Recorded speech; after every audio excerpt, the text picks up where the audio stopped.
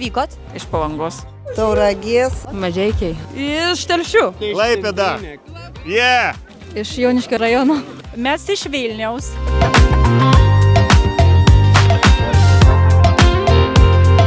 Kas čia vyksta? Ką jūs meistraujat čia? Nelabai suprantu šią.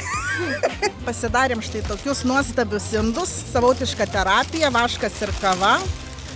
Ir mes einame iš eilės visur. Yra daug ką veikti. O ekskursija buvo labai įdomi ekskursija iš tikrųjų. O čia padarėt, kaip jūs jaučiatės Lietuvos pašte, su šypsena, ne? Taip. Puikiai.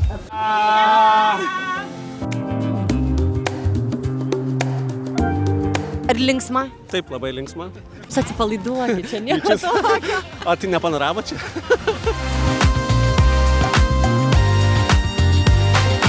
Numušiau. Numušė. Nu va, nu. Nu. Padėjau mane!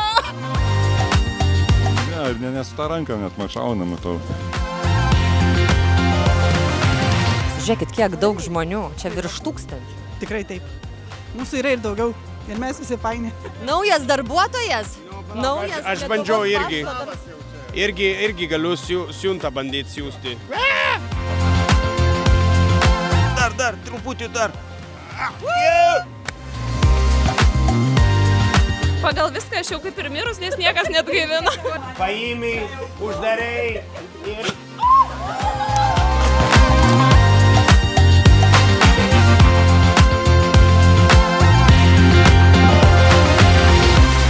Jisai dar nežino, kad aš tuoj būsiu jo vieta, būsiu generalinis direktorius. Oi, faina.